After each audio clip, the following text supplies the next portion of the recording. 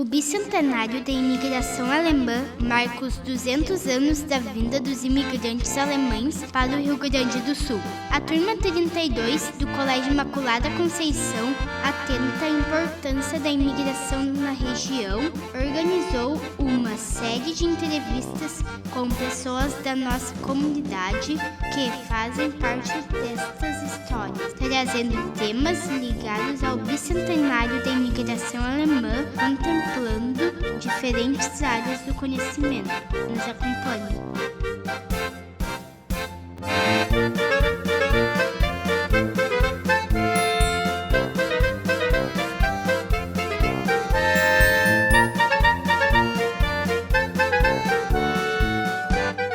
Olá, meu nome é Maria Indaiá e aqui ao meu lado minha colega Cecília Schmidt.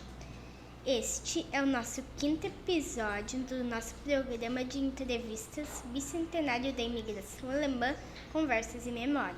Esse programa tem por objetivo conhecer um pouco mais sobre a chegada dos primeiros imigrantes alemães no Brasil até os dias de hoje, a partir de uma conversa com pessoas da nossa comunidade que fazem parte dessa história.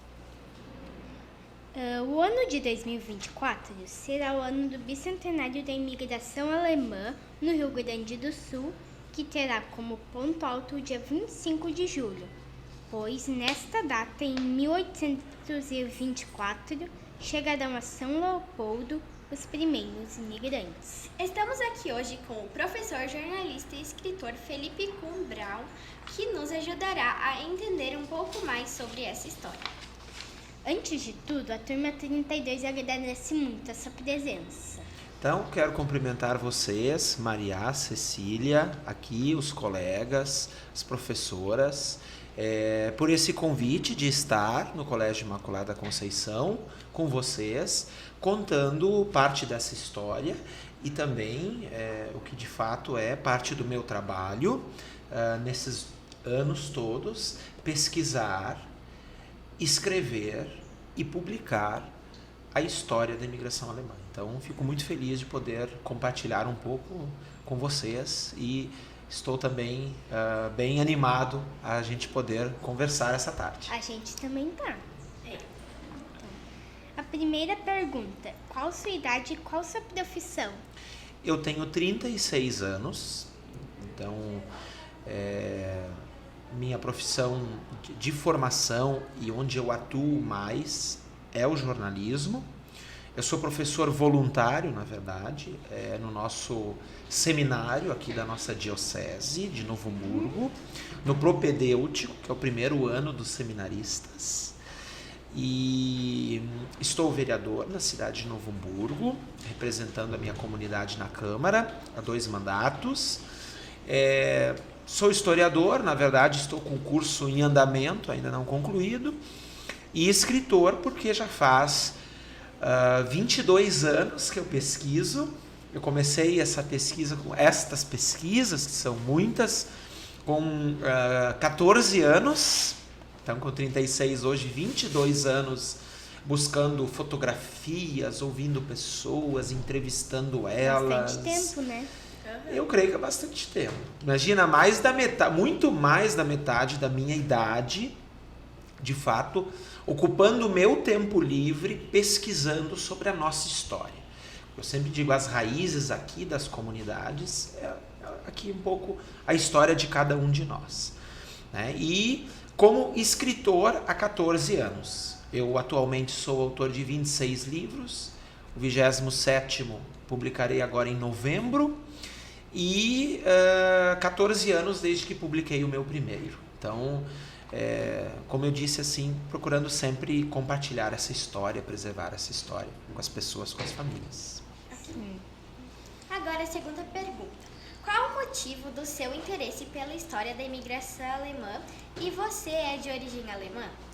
Sou de origem alemã por quase todos os lados. Todo mundo tem o pai e a mãe. O pai e a mãe tinham os pais deles também. Então, o pai e a mãe. Os avós são 4. Os bisavós são 8. Os trisavós são 16. Os tataravós 32. pentavós 64, hexavós 128. Então vamos parar por aí, né? Em 128 hexavós, eu tenho boa parte dos nomes deles, inclusive, anotados, registrados, inclusive mais para trás. Eu consegui descobrir muito da minha família nesses anos, das minhas raízes. Mas se nós chegarmos aos tataravós, que são 32, dos meus 32 tataravós, 2 eram portugueses e 30 deles eram alemães. Então, eu acredito que a imensa maioria dos meus antepassados tem raízes alemãs, tem raízes germânicas. Que pese quando a gente vai para trás na história, a gente vai descobrindo, Maria Cecília, que a gente tem outras raízes também, né? Porque boa parte das famílias vieram da Europa, e mesmo quem não veio da Europa, seja da Ásia, seja da África, um povo, ou os nativos daqui, ou as pessoas que têm as suas raízes aqui, que são os indígenas, né? Os descendentes dos indígenas, é muito difícil, é quase impossível que uma pessoa tenha uma única raiz, né? Porque nós somos frutos do amor dos nossos pais, avós, bisavós, trisavós, que, como bem nesses números que eu disse aqui para vocês, são muitos os antepassados que tivemos, né? Que temos, mas que tivemos, porque certamente, quando muito, vivem os avós. Eu ainda conheci uma bisavó, então, assim, a maioria conhece no máximo até os avós. Então, de fato, esse trabalho de pesquisa eu iniciei porque a minha avó paterna, ela morava com os meus pais, comigo e com meu irmão, e ela contava muito as histórias de antigamente. Eu era pequenininho e eu a acompanhava, porque eu sou natural da cidade de Novo Hamburgo. Eu nasci e me criei em Novo Hamburgo, onde resido hoje, mas eu morei 10 anos em Farroupilha. E a minha avó paterna, ela nasceu e se criou em Bom Princípio.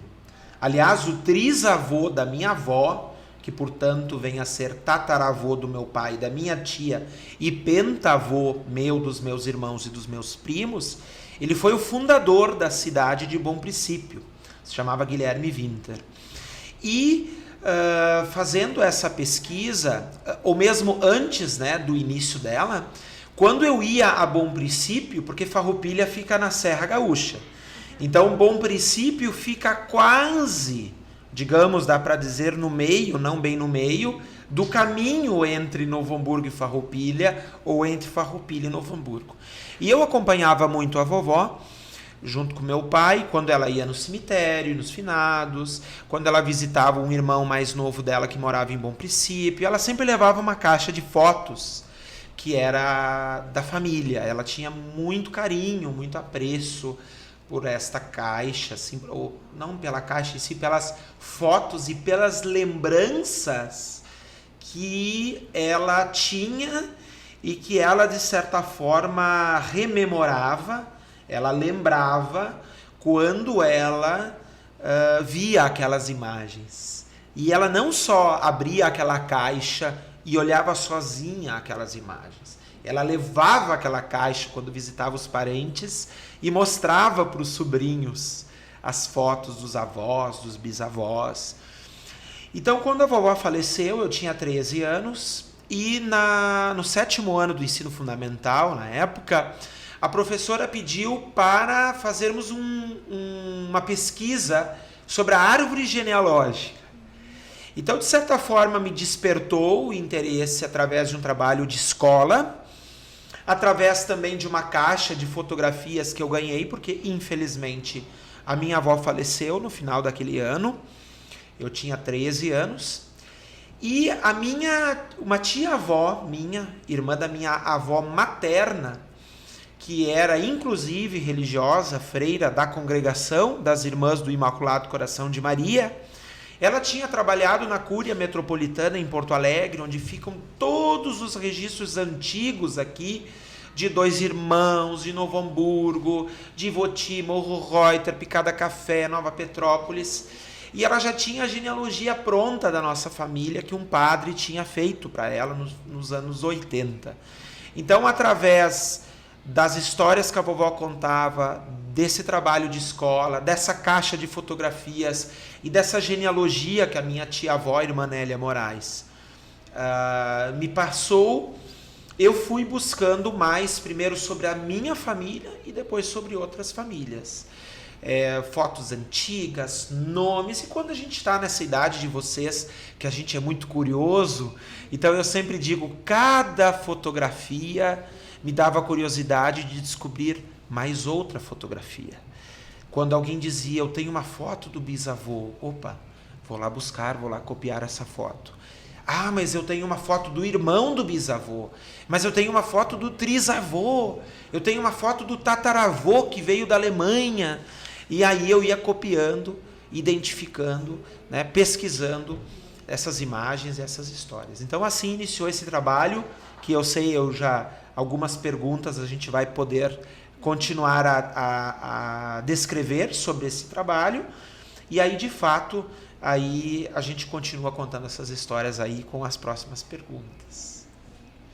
Meu avô materno e minha avó materna são portugueses.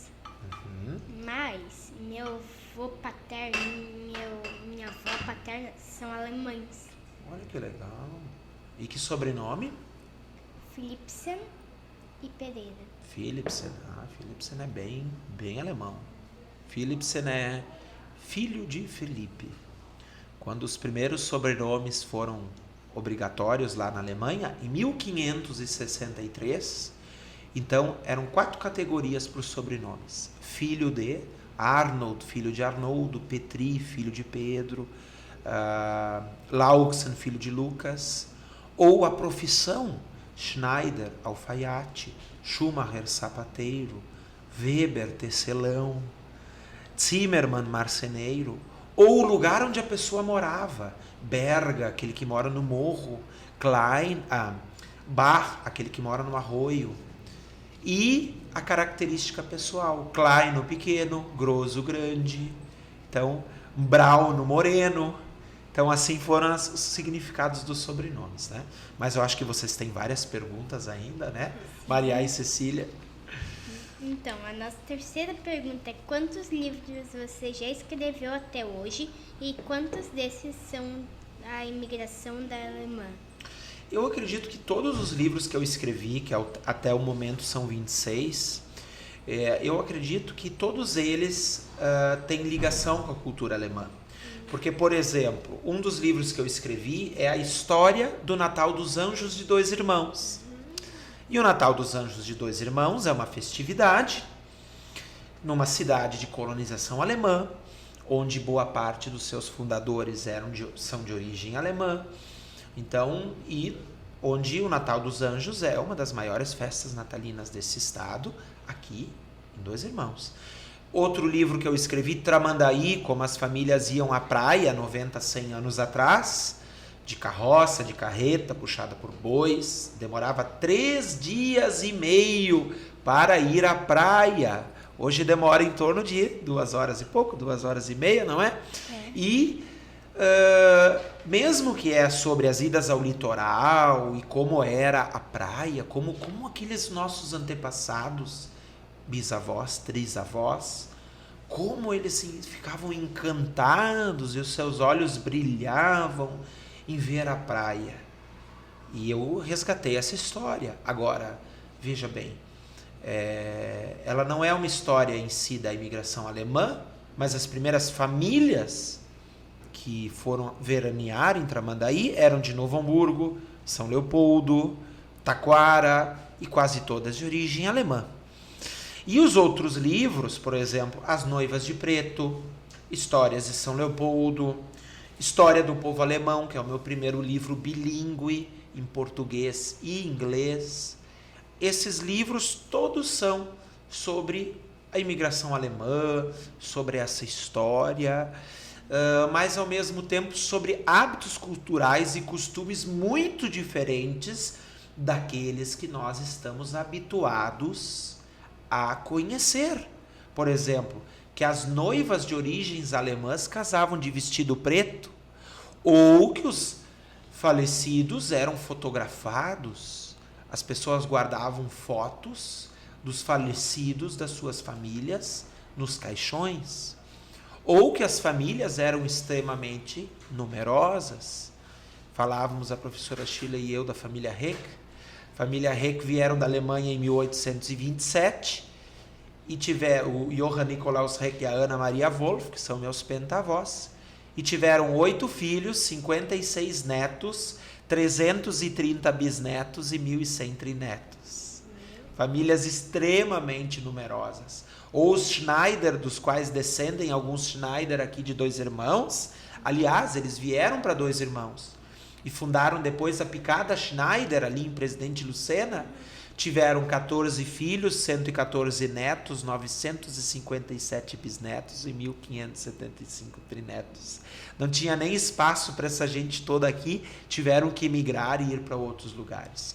Então, os meus estudos e os meus livros, mesmo que quando eu falo de São Leopoldo, é um livro que eu escrevi com um historiador aqui de 2 irmãos, que mora em Novo Hamburgo, que é o Sandro Blume, meu amigo, tem parentesco comigo também. Mesmo que São Leopoldo nós escrevemos as raízes indígenas, os povos originários de São Leopoldo, depois os portugueses, africanos, os alemães e italianos, mas é claro, a maior parte do meu estudo, da minha pesquisa é a imigração alemã, e é isso que eu descrevo nesses livros que publiquei, que publico, e nos que estão aí nessa lista do que eu estou estudando para os próximos meses e para os próximos anos, para continuar publicando esses livros e essas histórias. Então, quarta pergunta. Quantas vezes você já foi entrevistado e quantas palestras você já fez? Bem, que bom até que eu pude ter um contato anterior para dar meio que uma calculada, né? Entrevistas eu acho que é difícil a gente poder dizer exatamente, porque, bem, seguido quando eu realizo uma palestra, faço o lançamento de um livro.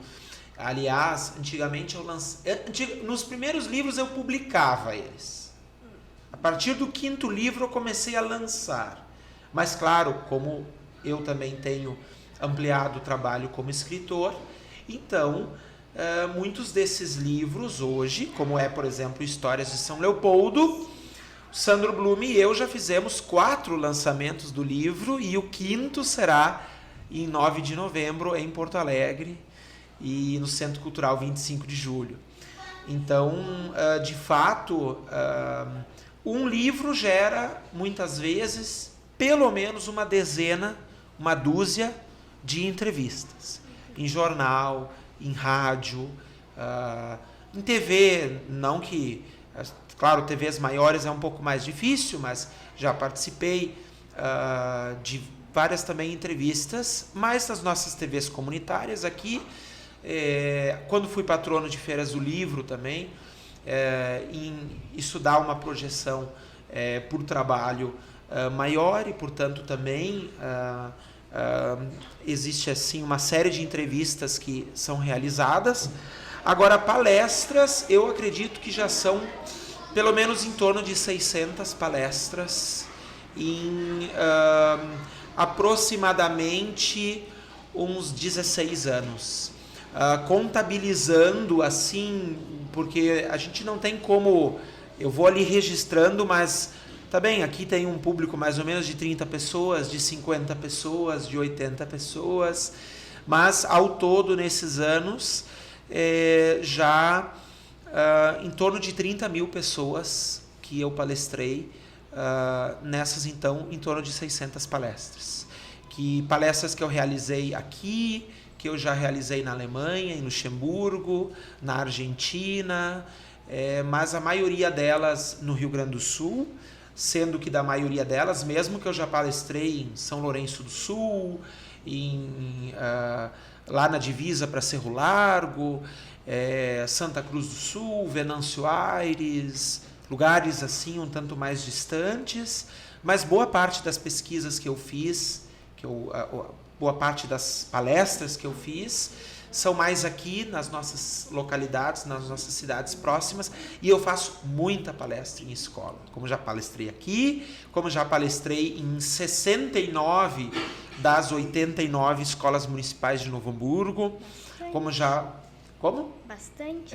E como já palestrei em escolas estaduais, particulares, centros culturais, hospitais, no Hospital Municipal de Novo Hamburgo, no Hospital Regina, da Congregação das Irmãs de Santa Catarina, grupos de terceira idade, CTGs aqui da região de Dois Irmãos, Morro Reuter, Santa Maria do Herval, Novo Hamburgo, Lomba Grande, São Leopoldo, Sapiranga. Então, faço esse trabalho de palestras com muito assim, entusiasmo, porque eu vejo que é uma forma de a gente poder compartilhar esse conteúdo, compartilhar esse material com as pessoas, independente da idade. Como eu disse para vocês, já palestrei em clube de terceira idade, já palestrei em lar, como muito palestro e mais nas escolas. E agora, inclusive, em dezembro desse ano, irei novamente para a Alemanha, onde tenho 3 palestras marcadas, em 3 cidades lá, em 3 localidades, em St. Wendel, Thalexweiler e Klüserath. São novas palestras que eu farei lá, agora no final desse ano. Que dia vai ser? Que dia vai ser? A princípio, no dia 5, no dia 7 e no dia 8 de dezembro desse ano. Dia 8 de dezembro é meu aniversário. Pois é, então aí se você lembrar de mim no dia do teu aniversário, no dia do teu aniversário eu estarei na Alemanha palestrando, contando, dividindo, certamente com uma palestra em alemão, porque lá boa parte das pessoas na Alemanha, elas não compreendem o português, então elas falam naturalmente o alemão ou o inglês, ou muitos também estudam francês na Alemanha. Então, com o francês também é possível se comunicar com eles, mas o melhor sempre é em alemão e inglês. Então, quantas fotos você tem no seu acervo pessoal? Bem, como eu disse para vocês, eu busquei muitas fotografias, identifiquei elas, cataloguei elas. Ouvia muito as pessoas dizerem no interior que as fotografias estavam sendo perdidas, pessoas tinham queimado, colocado fora. É triste isso, porque as fotografias são as lembranças. Olha que bonito se vocês conseguirem dos avós, bisavós, trisavós de vocês. Com a fotografia, a gente encontra, às vezes, uma semelhança física. Olha, eu sou parecido com a família da avó, do bisavô, né? Eu sou parecido com este, com esta. E os hábitos culturais, os costumes das pessoas, das famílias, das localidades. Ao todo, semana passada, depois de passar boa parte do sábado e de sexta-feira à tarde em Nova Petrópolis, copiando, digitalizando fotografias antigas, esse acervo fotográfico que eu formei, que eu sempre digo, eu não me considero o dono, me considero o guardião, porque às vezes dono é aquele que é só para ele. E o guardião, ele guarda, ele zela, ele cuida, mas ao mesmo tempo ele compartilha. Eu divido com pesquisadores, com alunas, com professoras, com escritores, com universidades. Tenho hoje material, fotografias desse acervo publicados em uns 20 livros de outros autores, em arquivos da Alemanha, dos Estados Unidos, da Argentina, do Paraguai, de Luxemburgo. Ao todo são 44 mil fotografias antigas, só preto e branco. Só fotografias preto e branco. Legal. São muitas, mas também é bom ter fotos pra gente Lembrar lembrar, da nossa né, da nossa vida família. também. Isso, Pra das nossas conhecer mais raízes. a nossa família. E hoje este acervo é o maior acervo fotográfico da imigração alemã no nosso estado e no nosso país. Então, por isso que eu tenho ele identificado, digitalizado, catalogado, tenho ele em HDs externos, em lugares diferentes, e agora eu tenho, vocês já vão entender bem, claro, certamente os que nos escutam, já tenho um arquivo em nuvem, que aí lá está ainda mais preservado, porque eu não quero Não quero que esse material fique só para mim e também não quero que uma única foto dessas 44 mil se perca. Então, por isso que eu, como eu disse para vocês, digitalizo, identifico, guardo, compartilho e, com certeza, nos próximos anos aumentarei ainda mais esse acervo fotográfico da imigração alemã. Agora a sexta pergunta. Como foi o início da imigração alemã na nossa região, mais especificamente na nossa cidade? Bem, os imigrantes alemães, eles chegaram aqui a partir de 1824. 1824 chegaram as primeiras famílias no Paço ali, em São Leopoldo, numa parte que os barcos podiam ancorar, uma parte ali do Rio dos Sinos, ali próximo do que hoje é ali a rodoviária, aquela área do centro da cidade. Ali chegaram os primeiros imigrantes.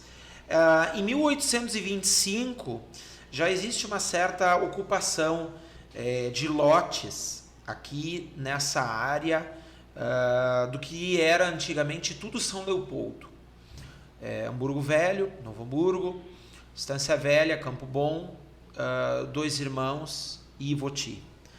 Mas a gente tem como 1828 e 1829 anos onde começaram a chegar um número maior de imigrantes alemães aqui para o que ganha o nome de Picada Baumschneis ou São Miguel dos Dois Irmãos.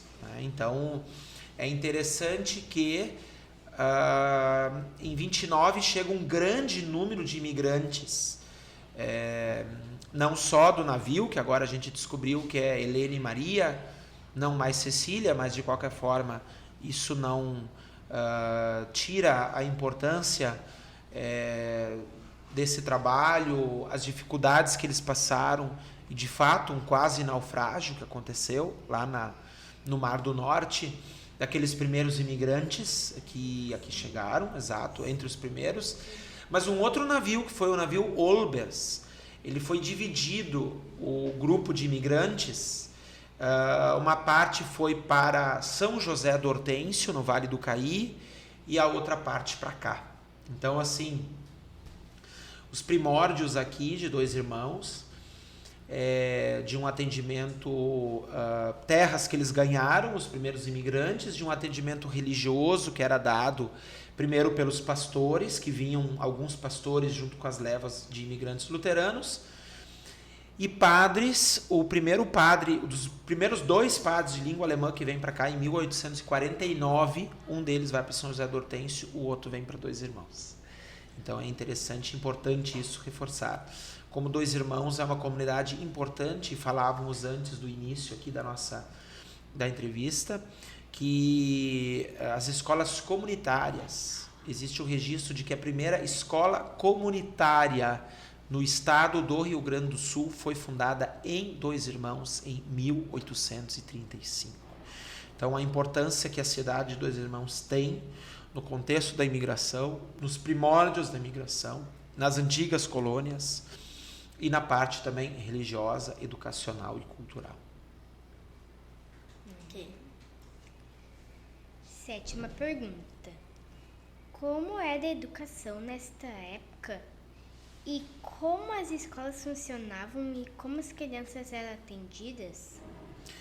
Bem, infelizmente o Império Brasileiro, quando a gente olha lá sobre Dom Pedro I, Dom Pedro II, o país teve alguns avanços, especialmente no reinado de Dom Pedro II, mas eles não foram eficientes na área da educação. O Império Brasileiro não foi longe, muito aquém, né? A quem a gente diz quando realmente não ajuda como deveria ajudar. O Império não foi eficiente na educação. Por isso, era muito importante que os imigrantes fundassem as próprias escolas. É por isso que, como eu disse, em 1835, um grupo de imigrantes católicos funda a primeira escola comunitária em Dois Irmãos. E depois, naturalmente, a escola luterana, a escola católica, muito depois as irmãs, que deram foi um trabalho assim fundamental também, a educação, porque houve uma época que as escolas elas começaram a ser divididas, como eram na Alemanha. Escolas para meninos, escolas para meninas, escolas para católicos, escolas para luteranos. Então precisava ter professores. E os católicos tinham poucos professores. Os luteranos também não tinham muitos, na verdade. Mas os católicos, aquele que tinha mais instrução ou mais formação, acabava sendo meio que o professor daquela escola comunitária. Os primeiros padres que atenderam aqui a região, eles tinham dificuldade porque eles falavam português e os imigrantes só falavam alemão. Então o padre não entendia os imigrantes não entendiam o padre. E aí então os padres jesuítas que atenderam a região a partir de 1845, eles solicitaram aos jesuítas da Espanha, porque a Companhia de Jesus, os jesuítas é uma ordem católica, religiosa, masculina, do qual sua sede fica na Espanha. Eles pediram ao superior da Companhia de Jesus que enviasse padres de língua alemã para cá, para atender as famílias. Porque em 1845, com missões, missas que eles tinham feito aqui, eles viram que o povo era muito devoto. O povo tinha uma fé muito grande, uma fé muito forte. Mas o povo não ia praticamente à igreja porque era uma capelinha e não tinha nem padre que entendia o idioma deles, né? E os pastores mesmo que vinham, pastores que atendiam, eram poucos, no grande número de luteranos que veio. Então, a Igreja Católica começa a se organizar, mais a Companhia de Jesus, mas enquanto em 1849 veio o padre Agostinho Lipinski, o primeiro digamos assim, missionário, padre de língua alemã, se estabeleceu em Dois Irmãos. Isso foi muito importante. Ele reorganizou a capela, que depois se tornou paróquia. Ele organizou e fundou outras capelas, inclusive com colegas que vieram depois. E aí ele também convidou, não ele, mas assim, os padres jesuítas convidaram as irmãs das congregações, como vieram as irmãs franciscanas da Penitência e Caridade Cristã para São Leopoldo, para as colônias de São Leopoldo, as Irmãs do Imaculado Coração de Maria, cuja congregação foi fundada por Madre Bárbara Meix, austríaca, que veio para cá, para o Brasil, no século XIX, assim como as Irmãs da Congregação de Santa Catarina, de Alexandria, que vieram para cá também, que fundaram as escolas. Então, não estendendo, porque a gente ainda tem mais perguntas, né, meninas? Mas, assim, as irmãs, elas davam aula, ministravam aula para as meninas católicas, os padres ou irmãos para os meninos católicos, os pastores para os meninos luteranos, e também vieram as diaconisas aqui, mulheres ligadas à Igreja de Confissão Luterana, que também ajudaram como professoras, nas casas de saúde, nos hospitais. Então a escola demorou para ser constituída como nós temos as escolas hoje, né? E as escolas, o conteúdo escolar, ele tinha todo que vir da Europa, os livros escolares. O meu avô paterno, que era natural de Dois Irmãos, porque a minha família tem uma raiz muito forte em Dois Irmãos. A minha primeira antepassada que veio para cá, para o Brasil, para o Rio Grande do Sul, se estabeleceu em Dois Irmãos, em 1826. Viúva, casada já depois com outro imigrante, e veio com a minha antepassada e os filhos do segundo casamento. Então é interessante que Dois Irmãos é uma localidade pioneira também, né, dessas primeiras escolas, né, tanto comunitárias, depois também confessionais. Então, confessionais, né, ou católica, ou de confissão luterana, ou mesmo depois luterana. Então, um pouquinho, né, desse... o que eu ia dizer, então, só para não... Ainda, meu avô paterno foi alfabetizado, ele nasceu em Dois Irmãos em 1923. Então, ele foi alfabetizado ainda antes da Segunda Guerra Mundial.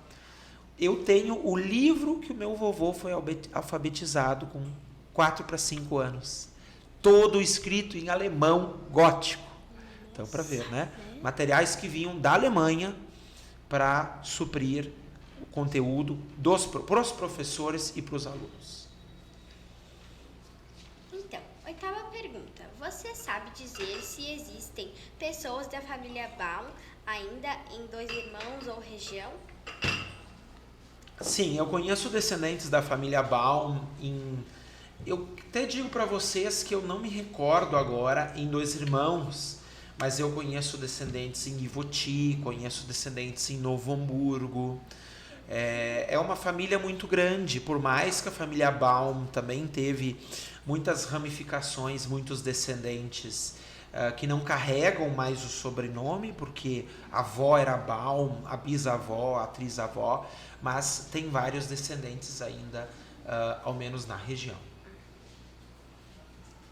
Então, 9ª pergunta. Qual seria o maior legado da cultura germânica para a nossa cidade e na nossa região? Olha, a cidade ela foi fundada e se desenvolveu por causa dos alemães. A cidade de Dois Irmãos. Então, eu posso afirmar que isso é um legado. É ter hoje uma cidade importante, desenvolvida, claro, com muitas origens hoje, com outras etnias que vieram, ajudaram a formar, a desenvolver esta cidade, mas na sua base, no seu desenvolvimento, ela foi alemã, e boa parte dos seus descendentes tem origens alemãs, raízes alemãs, assim também será, porque vão vir os filhos, vão vir os netos, e a gente vê nos nomes das ruas, das praças, das escolas, nas famílias, no falar alemão, nos sobrenomes. E eu acredito que esse legado, ele tem, como se a gente pudesse ver um guarda-chuva e embaixo desse guarda-chuva outros menores. A religião católica, luterana, a religião luterana, depois a de confissão luterana e a luterana, igrejas importantes que vieram para cá, a educação, as escolas antigas, bem, a escola de vocês é uma delas, os clubes, que tinha antigamente o clube de tiro ao alvo, os corais, ainda tem na cidade, o Santa Cecília. Então a gente tem clubes que foram muito importantes, porque antigamente as crianças não se divertiam, ou os jovens não tinha, quer dizer, como se divertiam? Não tinha computador, não tinha internet, não tinha... Então a comunicação ela se dava através do contato pessoal, da ida à missa ou ao culto, da ida ao clube. Então os clubes, as sociedades recreativas, como se diz, né? Porque lá as pessoas tinham as suas atividades de diversão, de se unir, de confraternizar, de se encontrar. Então essas eram os bolões, os clubes de tiro ao alvo, as sociedades de canto. Dois Irmãos carrega muito isso. E quando Dois Irmãos é um sucesso, por exemplo, no Natal dos Anjos, nas festividades, nas feiras do livro, é porque a cidade carrega essa herança e esse espírito, por isso ele é pulsante, né? Ele é ativo de as pessoas se ajudarem. E as pessoas se ajudam por causa do associativismo, por causa do cooperativismo, né? Do estar juntos, estar em grupos, estar em família, estar em comunidade e se ajudar. Então eu acho que isso tudo é o grande legado, né? Desses imigrantes, e que nós hoje, que vocês têm que ajudar a manter e ampliar aí para o futuro. Então, 10ª pergunta. Você teria alguma história curiosa e pouco conhecida sobre Dois Irmãos para nos contar? Olha, na verdade tem várias histórias assim, um tanto curiosas sobre a cidade, né? Mas uma que eu conto, e eu digo assim, que bom que hoje a gente consegue dialogar com as outras religiões. Isso se chama ecumenismo. É por isso que, como tivemos o Kerp agora em Dois Irmãos, na caminhada tem todas as igrejas juntas. Mas antigamente não era assim. Antigamente as pessoas, mesmo sendo alemãs, elas dividiam inclusive as famílias, porque um não queria porque o outro era católico ou o outro era luterano, ou porque talvez o outro não queria seguir nenhuma igreja e queria ter outra igreja, fosse, digamos, adventista, batista, ou mesmo luterano dos Missouri, né, que vieram depois para cá. Bem, tem um caso muito curioso que vocês podem, talvez até já tenham ouvido ou ouvirão indo ao museu aqui, ou com descendentes aqui do museu, da família que vivia no museu, onde o pai estava doente, idoso, e quando ele estava no leito de morte, minutos ou horas antes de ele falecer, a filha, ele tinha 6 filhas, a filha mais nova, eles eram católicos, a filha mais nova namorava um rapaz que era luterano, e a irmã mais velha, no leito de morte, fez a irmã mais nova prometer para o pai que enquanto a irmã mais velha vivesse, ela não ia casar, a irmã mais nova não ia casar com o namorado, porque ele era luterano e eles eram católicos. E essa irmã viveu até quase os 100 anos. E ela foi casar só aos 65 anos com o que era lá atrás namorado dela.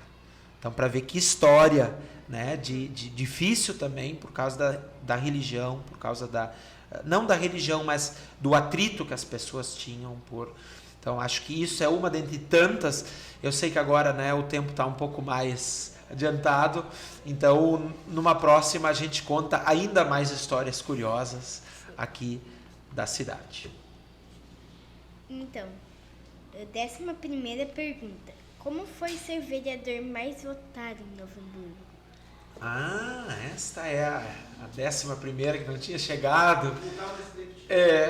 Eu fico muito feliz porque foi um reconhecimento da comunidade pelo trabalho que eu fiz. Eu trabalho com muito carinho pela minha comunidade, nas entidades, nas associações, várias de assistência na área de saúde, das crianças, dos jovens.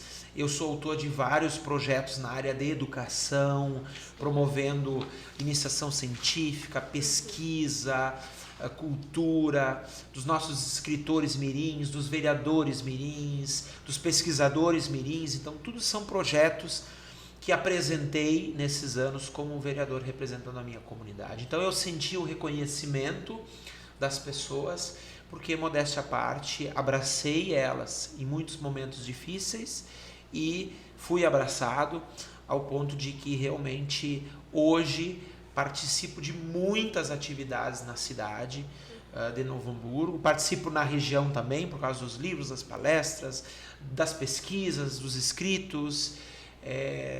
Sobre Dois Irmãos eu já escrevi 2 livros, os municípios que eu escrevi 2 livros é Novo Hamburgo e Dois Irmãos.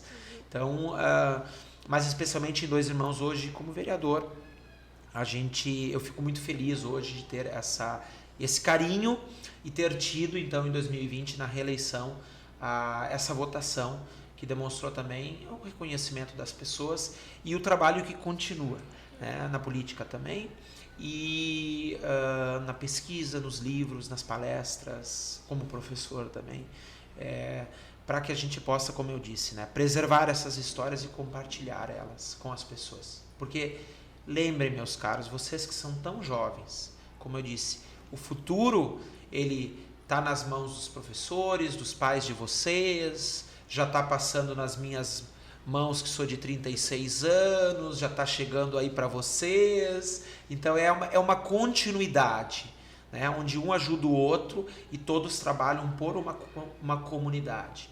Então é muito importante que vocês sejam os continuadores, né, de todo esse trabalho. Como eu disse, de um legado que uma cidade como Dois Irmãos tem e que é bonito, mas preservar esse legado é estudar ele, escrever sobre ele, compartilhar ele, viver e trabalhar por ele, ajudar na comunidade, ajudar num clube, numa entidade, ajudar a escola, porque nós pertencemos a esses lugares. E nós somos frutos do amor dos nossos pais, dos nossos avós, dos nossos bisavós. Tenham a certeza que nós não estamos, como nós não estamos sentados aqui por acaso. Nós também não estamos nesse mundo por acaso. Então, a contribuição que cada um de nós pode dar e pode deixar. Então, mais uma vez, a gente agradece muito a sua presença. Lembramos que este e os demais episódios você pode encontrar no canal do YouTube do nosso colégio. É só acessar youtube.com/Imaculada Conceição dos Irmãos. Para finalizar, um agradecimento especial à diretora do colégio e a todos aqueles que nos ajudaram a reproduzir as entrevistas do nosso programa. Bicentenário da Imigração Alemã, Conversas e Memórias.